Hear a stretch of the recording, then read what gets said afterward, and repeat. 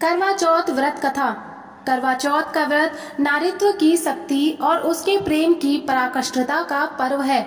ये व्रत सदियों से चली आ रही उस परंपरा का हिस्सा है जिसमें स्त्रियां अपने पति की लंबी आयु और समृद्धि की कामना करते हुए दिन भर निर्जल उपवास रखती है। इस दिन का प्रतीक चंद्रमा और करवा माता है, जो न केवल पति पत्नी के बीच के अटूट बंधन का प्रतीक है, बल्कि नारी की शक्ति और धैर्य का भी प्रतीक है।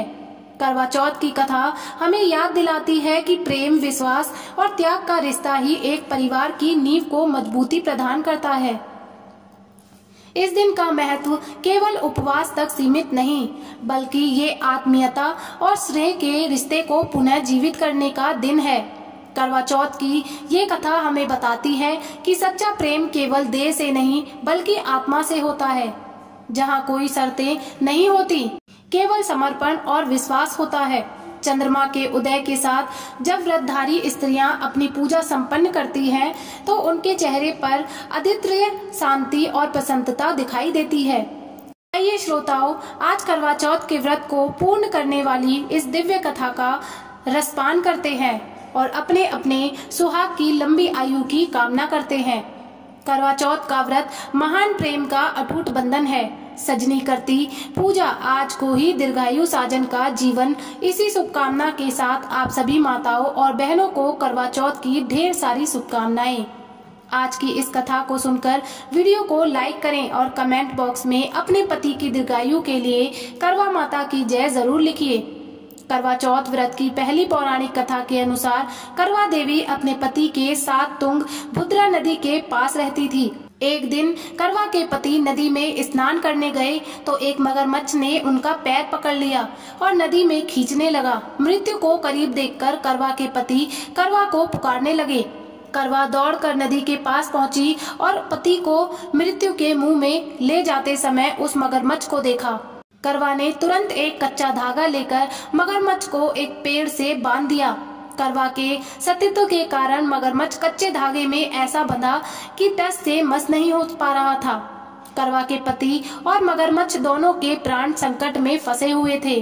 करवा ने यमराज को पुकारा और अपने पति को जीवन दान देने और मगरमच्छ को मृत्यु दंड देने के लिए कहा। यमराज ने कहा, मैं तो ऐसा नहीं कर सकता, क्योंकि सभी मगरमच्छ की आयु शेष है और तुम्हारे पति की आयु पूरी हो चुकी है। तब क्रोधित होकर करवा ने यमराज जी से कहा कि अगर आपने ऐसा नहीं किया तो मैं आपको श्राप दे दूंगी। सती के श्राप से भयभीत होकर यमराज ने तुरंत मगरमच्छ को यमलोक भेज दिया और करवा के पति को जीवन दान दे दिया। इसलिए करवा चौथ के व्रत में सुहागिन महिलाएं करवा माता से प्रार्थना करती हैं कि हे करवा माता, जैसे आपने अपने पति को मृत्यु के मुंह से वापस निकाल लिया, वैसे ही मेरे सुहाग की भी रक्षा करना। करवा माता की तरह देवी सावित्री ने भी कच्चे धागे से अपने पति को वट वृक्ष के नीचे लपेट रखा था। कच्चे धागे में लिपटा प्रेम और विश्वास ऐसा था कि यमराज सावित्री के पति के प्राण अपने साथ लेकर नहीं जा सके। सावित्री के पति के प्राण को यमराज को लौटाना पड़ा और सावित्री को वरदान देना पड़ा कि उनका सुहाग हमेशा अटल बना रहेगा और वे दोनों लंबे समय तक साथ रहेंगे। अब सुनिए करवा चौथ व्रत की दूसरी कथा। एक ब्राह्मण के 7 पुत्र थे और वीरवती नाम की एक पुत्री थी। 7 भाइयों की अकेली बहन होने के कारण वीरावती सभी भाइयों की लाडली थी और सभी भाई उसे अपनी जान से बढ़कर प्रेम करते थे। कुछ समय बाद वीरावती का विवाह किसी ब्राह्मण युवक से हो गया। विवाह के बाद वीरावती मायके आई और फिर उसने अपने भाइयों के साथ करवा चौथ का व्रत रखा। लेकिन शाम होते ही वह भूख से व्याकुल हो उठी। सभी भाई खाना खाने बैठे और अपनी बहन से भी खाना खाने को आग्रह करने लगे, लेकिन बहन ने बताया कि उसका आज करवा चौथ का निर्जल व्रत है और वह खाना सिर्फ चंद्रमा को अर्घ देकर ही खा सकती है।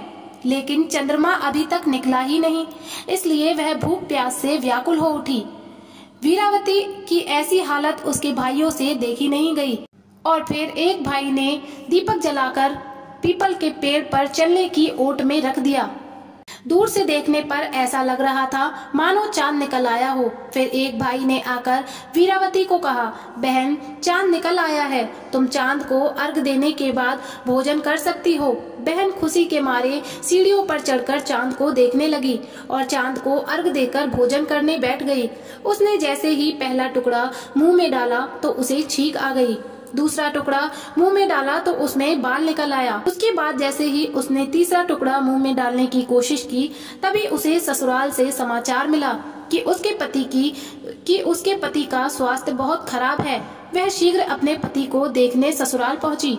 इसके बाद उसकी भाभी ने सच्चाई बताई कि उसके साथ ऐसा इसलिए हुआ क्योंकि उसने करवा चौथ का व्रत बिना चंद्रदेव की पूजा किए ही तोड़ दिया था। उसके भाइयों ने आग जलाकर झूठ कहा कि चांद निकल गया है और उसने सच मानकर अपना व्रत तोड़ दिया। इस कारण उसका पति बीमार पड़ गया। सच्चाई जानने के बाद वीरावती अपने ससुराल गई और ये प्रतिज्ञा की कि मैं अपने पति को कुछ नहीं होने दूंगी। दुर्भाग्यवश जब वीरावती अपने ससुराल पहुंची तो उसका पति प्राण छोड़कर जा चुका था। पति के प्राण चले जाने के बाद वीरावती इस दुख को सहन नहीं कर पाई और सभी से कहने लगी कि मैं अपने पति का अंतिम संस्कार नहीं होने दूंगी। मैं अपने पति से दूर नहीं रह सकती। मैं अपनी पतिव्रता और सतीत्व की शक्ति से अपने पति के प्राणों को वापस लाऊंगी। फिर वह अपने मृत पति को लेकर एक झोपड़ी में रहने चली गई और अपने पति को जीवित करने के लिए भगवान की पूजा व्रत आदि करने लगी। इस प्रकार 1 साल बीता। फिर करवा चौथ का व्रत आने पर उसने विधि विधान से निर्जल और निराहार रहकर करवा चौथ का व्रत रखा। चौथ माई की और गणेश भगवान की पूजा की। रात को चंद्र देवता को अर्घ देकर व्रत का समापन किया। व्रत का समापन होते ही उसका पति जय गणेश जय गौरी कहते हुए पुनर्जीवित हो उठा। इस प्रकार करवा चौथ के व्रत के पुण्य प्रभाव से वीरावती का पति उसे वापस मिल गया। वीरावती ने चौथ माई से प्रार्थना करी कि हे माँ, जिस प्रकार आज आपने इस वीरावती को सुहागिन बनाया और चीर सुहाग का आशीर्वाद दिया, ठीक उसी प्रकार हे माता, हे गणपति भगवान, सभी स्त्रियों को सुहागन रहने का आशीर्वाद देना। प्रेम से बोलिए करवा माता की जय। अब जानिए करवा चौथ की पूजा की विधि बारे में। करवा चौथ के व्रत से एक दिन पहले सभी सुहागिन महिलाओं को श्रृंगार की सभी सामग्री अच्छे से चेक कर लेनी चाहिए ताकि कोई सामग्री खराब ना हो और मेहंदी आदि लगा लेनी चाहिए। इसके बाद करवा चौथ के दिन सुबह ब्रह्म मुहूर्त में उठकर आप सुबह 3 से 5 बजे के बीच में सर्गी ग्रहण कर सकती हैं। यदि आपके यहाँ पर सर्गी ग्रहण करने का रिवाज हो, सर्गी में आप हल्का फुल्का कुछ भी ग्रहण कर सकती है। नारियल पानी या फिर दही जलेबी या नींबू पानी आदि ले सकती है। वैसे तो सर्गी में हल्का फुल्का कुछ भी ग्रहण कर सकती है। नारियल पानी या फिर दही जलेबी या नींबू पानी आदि ले सकती है। वैसे तो सर्गी में सास के हाथों से खाने पीने की चीजें और श्रृंगार की सामग्री दी जाती है। अगर आपके यहाँ पर ऐसा रिवाज हो तो उसके अनुसार पालन करें, नहीं तो आप स्वयं भी सर्गी ग्रहण कर सकती हैं या अपने पति के हाथों से सर्गी ग्रहण कर सकती हैं। इसके बाद आपको श्रृंगार करके सुबह की पूजा करनी चाहिए और सुबह की पूजा आप संकल्प ले या करवा माता की कथा के साथ अपने दिन की शुरुआत कर सकती हैं। दिन भर उपवास रखने के बाद शाम को चंद्रोदय होने से पहले स्नान करके आप अच्छे से 16 श्रृंगार करें। एक दुल्हन की तरह सजें। एक चौकी पर लाल या पीला वस्त्र बिछाकर उसके चारों ओर सुंदर रंगोली बनाएं।